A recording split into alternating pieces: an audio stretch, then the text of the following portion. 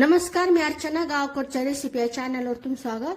आज मी तुम्हाला झटपट पद्धतीने एक ग्रेव्ही दाखवणार आहे. एकदम सोपी पद्धत, बिना झंझट, खायला एकदम टेस्टी. तर इथं मी त्यासाठी आता आपल्याला हिरवं वाटण बनवायचे. त्यासाठी मी कोथिंबीर घेतलेली आहे, 3-4 हिरवी मिरची घेतलेली आहे, अद्रकीचा तुकडा, लसूण घेतलेला आहे, सुक्क खोबरं घेतलेलं आहे. सगळं साहित्य तुमच्या प्रमाणानुसार घ्यायचं, तुम्हाला जेवढं बनवायचं तेवढं. त्याचं वाटण करून घ्यायचं. अगोदर सुक्क, गरज पडली तर किंचितसं पाणी टाकून बारीक असं वाटण करून घ्यायचं. बारीक कट केलेला कांदा गॅसच्या मोठी ठेवून कांदा व्यवस्थित परतून घ्यायचा, कच्चा नाही राहू द्यायचा. कांदा व्यवस्थित परतला गेलेला आहे. गॅसच्या एकदम मंद करायचा. आता यामध्ये आता हे हिरवं वाटण टाकायचं. कच्चेपणा जाईपर्यंत छान असं परतून घ्यायचं. यामध्ये हळद, घरगुती मसाला व्यवस्थित असं परतून घ्यायचं. गॅसच्याच कमीच आहे.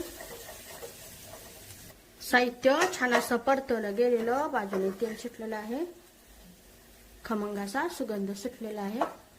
यामध्ये आता हे ज्या भांड्यात वाटण केलेलं त्यामध्ये थोडं पाणी टाकून वाटण वाया जाऊ द्यायचं नाही, व्यवस्थित असं परतून घ्यायचं.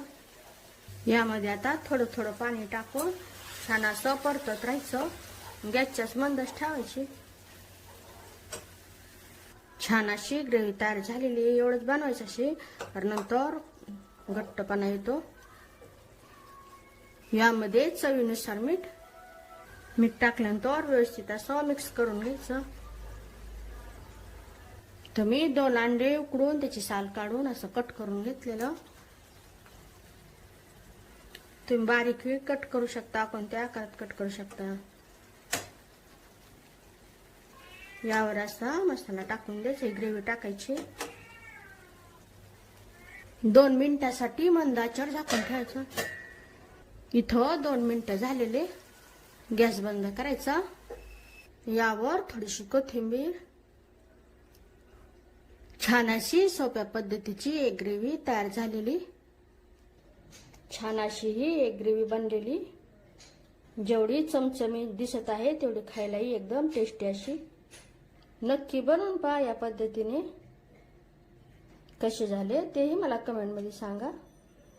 अशा माझ्या साध्या सोप्या पण टेस्टी रेसिपीज तुम्हाला आवडत असतील, माझ्या चॅनलला सबस्क्राईब करा. चॅनलवरच्या बाकी रेसिपीज आवडल्या तर त्यांनाही लाईक करा.